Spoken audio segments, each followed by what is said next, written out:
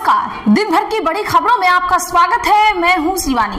आज की खबरों में बात होगी चुनाव आयोग के अफसरों का पकड़ा गया खेल, 5 अधिकारी सस्पेंड की। वहीं बागी सांसदों के छीन लेंगे पावर, सिखाएंगे सबक, राष्ट्रपति से मिलने पहुंची आपकी और स्वयं सेवक संघ नहीं राष्ट्रीय सरेंडर संघ राहुल का आरएसएस पर सबसे बड़ा जुबानी हमला की। साथ ही मुद्दे से भटकाने के लिए केजरीवाल आवास का वीडियो लीक, राघव चड्ढा को बड़ा झटका की। और खबर के अंत में बात होगी यूपी में किस कांड पर गरमाई सियासत, प्रियंका भी उतरी मैदान में। इसी के साथ आज दिन भर की सभी बड़ी और प्रमुख खबरों को जानेंगे विस्तार से। उससे पहले एक नजर सुर्खियों पर। धीरेन्द्र शास्त्री बोले 4 बच्चे पैदा करो, एक आरएसएस को दे दो। नागपुर में कहा बंसी बजाने से काम चलता तो महाभारत का युद्ध नहीं होता। भाजपा और ममता बनर्जी शिकारी, आप सांसदों के पार्टी छोड़ने पर कांग्रेस नेता का आया तंज।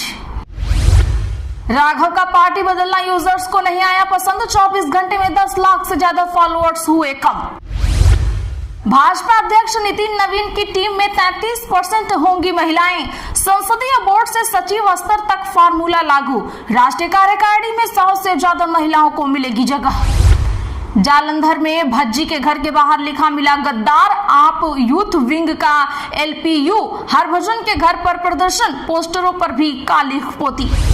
उत्तर प्रदेश में जंगल राज, यहाँ अपराधी विशेष जाति के। लखनऊ में स्वामी प्रसाद बोले ओबीसी पर एक्शन, ऊंची जातियों के लिए कानून दूसरा है। जय श्री राम बोलने पर ममता दीदी को बुरा लगता है। योगी बोले 4 मई के बाद टीएमसी के गुंडों को छिपने की नहीं मिलेगी जगह। तेलंगाना में के कविता ने किया नई पार्टी टीआरएस का गठन, पिता केसीआर की बीआरएस को देंगी टक्कर। स्वाति मालीवाल बीजेपी में हुई शामिल, पीएम मोदी की तारीफ पर केजरीवाल पर चुन चुन कर किए हमले। संजय सिंह बोले राज्यसभा के सभापति को पत्र लिखेगी आप, 7 बागी सांसदों को अयोग्य घोषित करने की मांग। आप सांसदों के इस्तीफे पर छिड़ी सियासत, अन्ना हजारे ने की आलोचना, कहा स्वार्थ के लिए राजनीतिक दल बदलना उचित नहीं। दावा, ब्रिटेन ने जंग में साथ नहीं दिया, ट्रंप नाराज, ब्रिटेन के कब्जे वाले फॉकलैंड द्वीप पर अर्जेंटीना का साथ दे सकते हैं। पाकिस्तान में अमेरिका और ईरान की सीधी बातचीत पर फंसा पेंच, ईरान बोला पाक को अपनी बातें सौंपे, अमेरिका को मीटिंग की उम्मीद, डेलीगेशन आज इस्लामाबाद पहुंचेगा। सेंसेक्स 1000 अंक गिरकर 76,664 पर हुआ बंद, निफ्टी 275 अंक नीचे 23,898 पर आया। आईटी शेयरों में सबसे ज्यादा रही बिकवाली। भागवत बोले भारत विश्व गुरु जरूर बनेगा, कोई संदेह नहीं, राम मंदिर बनने को लेकर भी लोग शक करते थे, वैसे ही यह लक्ष्य भी अब तय है। Delhi Indore air India flight में तकनीकी खराबी, उड़ान हुई कैंसिल, रनवे से लौटा विमान, भीषण गर्मी में घंटों बिना एसी के बैठे यात्री, एयरपोर्ट पर नारेबाजी। भारतीय सेना किसी दल की नहीं देश की है, पूर्व सेना प्रमुख जनरल नरवणे की 2 टूक, जवानों को दिया ये खास संदेश। चलिए जानते हैं बड़ी और प्रमुख खबरों को विस्तार से। बागियों को सबक सिखाने के लिए आपने बिछाई बिसात, भगवंत मान अपने विधायकों संग करेंगे राष्ट्रपति से मुलाकात। जी हां, बता दें कि आम आदमी पार्टी के 7 राज्यसभा सांसदों के भाजपा में शामिल होने के बाद से आप में भूचाल आ गया है। अब पार्टी हर वो कदम उठाने के लिए तैयार हो चुकी है जिससे 7 सांसदों की सदस्यता रद्द की जा सके। इसी के तहत पंजाब के मुख्यमंत्री भगवंत मान ने राष्ट्रपति द्रौपदी मुर्मू से मिलने का समय मांगा है। भगवंत मान पंजाब के विधायकों के साथ राष्ट्रपति से मुलाकात करेंगे। बीजेपी में शामिल हुए पंजाब के राज्यसभा मेंबरों को रिकॉल करने के लिए भगवंत मान अपना पक्ष रखेंगे। भगवंत मान 7 विधायकों को राइट टू रिकॉल के तहत वापस बुलाने यानी उनकी सदस्यता खत्म करने की मांग रखेंगे। पंजाब सीएम ऑफिस से जुड़े सोर्सेस के मुताबिक सीएम मान पंजाब के सभी विधायकों को लेकर दिल्ली जाकर राष्ट्रपति से मिलना चाहते हैं। वह पार्टी बदलने वाले 7 सांसदों के राइट टू रिकॉल की मांग करेंगे और इस पर अपना पक्ष रखेंगे। राष्ट्र सेवक संघ नहीं राष्ट्रीय सरेंडर संघ, राहुल गांधी ने आरएसएस को घेरा, राम माधव के बयान पर मचा सियासी बवाल। दरअसल बता दें कि देश की राजनीति में एक बार फिर तीखी बयानबाजी देखने को मिली है। कांग्रेस नेता राहुल गांधी ने राष्ट्रीय स्वयंसेवक संघ के वरिष्ठ नेता राम माधव की अमेरिका में की गई टिप्पणियों पर तीखा प्रहार करते हुए उन्हें संगठन की असली फितरत करार दिया है। राहुल गांधी ने आरएसएस को राष्ट्रीय सरेंडर संघ और फर्जी राष्ट्रवाद वाला संगठन बताया है। राहुल गांधी ने एक एक्स पोस्ट साझा करते हुए लिखा, राष्ट्रीय सरेंडर संघ, नागपुर में फर्जी राष्ट्रवाद, अमेरिका में शुद्ध चाटुकारिता। राम माधव ने केवल संघ की असली फितरत को उजागर किया है। कांग्रेस नेता की यह टिप्पणी राम माधव द्वारा वाशिंगटन डीसी में हडसन इंस्टीट्यूट के न्यू इंडिया कॉन्फ्रेंस में अमेरिकी राजदूत कर्ट कैंपबेल और एलिजाबेथ थरेलकेल्ड के साथ एक पैनल चर्चा में भाग लेने के एक दिन बाद आई है। इस चर्चा का विषय अमेरिका भारत संबंधों के लिए नए रास्ते था। राहुल बोले, ममता बंगाल में बीजेपी का रास्ता खोल रही, चुनाव आयोग ने 5 अफसर किए सस्पेंड। जी हां, बता दें कि कांग्रेस नेता राहुल गांधी ने आज पश्चिम बंगाल के हुगली में एक रैली की। उन्होंने कहा, आप जानते हो कि देश में जहां भी नरेंद्र मोदी जाते हैं वो सिर्फ नफरत फैलाते हैं। कुछ साल पहले कांग्रेस ने देश भर में भारत जोड़ो यात्रा की थी। उन्होंने कहा कि मोदी बड़ी बड़ी बातें करते हैं पर उन्हें अमेरिकी राष्ट्रपति डोनाल्ड ट्रंप कंट्रोल करते हैं। मोदी ने अमेरिका को हमारे देश का कृषि सेक्टर बेच दिया। जब मैंने संसद में सवाल उठाए तब मोदी डर से संसद से भाग गए।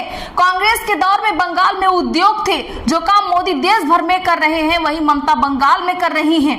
वहीं असम के मुख्यमंत्री हिमंता शर्मा ने आज कोलकाता में प्रेस कॉन्फ्रेंस कर कहा कि इस बार हम असम में सेंचुरी और बंगाल में डबल सेंचुरी बनाएंगे। इधर चुनाव आयोग ने लापरवाही बरतने और निष्पक्षता नहीं रखने पर 5 अफसरों को सस्पेंड कर दिया है। इन 5 अफसरों में एएसपी और एसडीपीओ भी शामिल हैं। बता दें कि पश्चिम बंगाल विधानसभा चुनाव के दौरान लापरवाही बरतने और निष्पक्षता नहीं रखने पर चुनाव आयोग ने 5 पुलिस अधिकारियों को सस्पेंड कर दिया है। पश्चिम बंगाल के मुख्य निर्वाचन अधिकारी मनोज अग्रवाल ने कहा है, जहां पर जितनी जरूरत है वहां पर तैनाती की जाएगी। चुनाव आयोग ने बागी 8 जिलों में भेजने के लिए और ऑब्जर्वर दिए हैं। भाजपा ने केजरीवाल के नए आवास की तस्वीरें की जारी, कहा आलीशान जीवन जी रहे केजरीवाल। दरअसल बता दें कि आज बीजेपी ने दिल्ली के पूर्व सीएम अरविंद केजरीवाल के 95 लोधी एस्टेट के आवास की तस्वीरें जारी की हैं। दिल्ली के मंत्री प्रवेश वर्मा ने आरोप लगाया है कि उनके मन में अभी भी शीश महल रहता है। उन्होंने अपने सरकारी आवास को आलीशान बनाने के लिए करोड़ों रुपए खर्च किए हैं। अरविंद 24 अप्रैल को नए सरकारी आवास में शिफ्ट हुए थे। वर्मा ने कहा, केजरीवाल लंबे समय से सरकारी बंगले के लिए अदालत जा रहे थे। अब उन्हें 95 लोधी एस्टेट में आवास मिला है। तस्वीरें देखकर हैरानी हुई। जो सादगी की बातें करते हुए आज वे लग्जरी रह रहे हैं। आप नेता आतिशी ने भी फोटो को फर्जी बताया है। उन्होंने कहा कि वे फोटोज केजरीवाल के घर के नहीं हैं। अगर ये जानना है कि किसका घर कितना आलीशान है तो रेखा गुप्ता और एलजी साहब अपने अपने घर खोले। केजरीवाल जी भी अपना घर खोलेंगे। इसके बाद जनता खुद तय कर लेगी कि कौन आलीशान में रह रहा है। तो क्या ये सब दिखाकर भाजपा अपने जोड़ तोड़ को सही साबित करना चाहती है? कमेंट जरूर करिए। गाजीपुर मामले पर अखिलेश के बाद प्रियंका गांधी हुई आक्रामक, सीधे पीएम मोदी पर बोला हमला।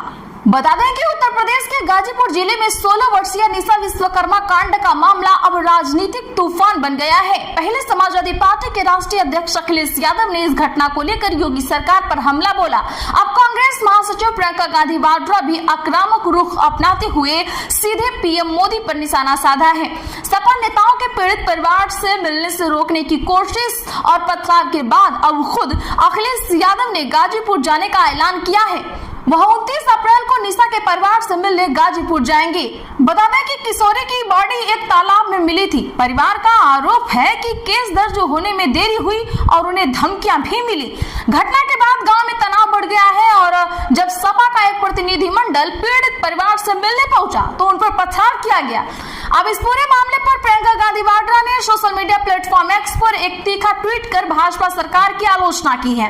उन्होंने लिखा, गाजीपुर उत्तर प्रदेश में एक लड़की को मारने के बाद पहले केस दर्ज होने में आनाकानी है, फिर पीड़ित परिवार को धमकियां मिलना शुरू हो जाता है और दबंगों राज में अब यही अघोषित कानून बन गया। जब भी किसी महिला पर अत्याचार होता है तो पीड़ित को ही और भी प्रताड़ित किया जाता है। प्रियंका गांधी वाड्रा ने कहा कि महिलाओं को लेकर प्रधानमंत्री बड़ी बड़ी बातें सिर्फ दवा है। आज के लिए बस इतना ही है। ऐसे खबरों के अगर आप चैनल पर नए हैं तो चैनल को सब्सक्राइब जरूर करें। वीडियो लाइक शेयर करना ना भूलें। बेल आइकॉन को जरूर कर लें।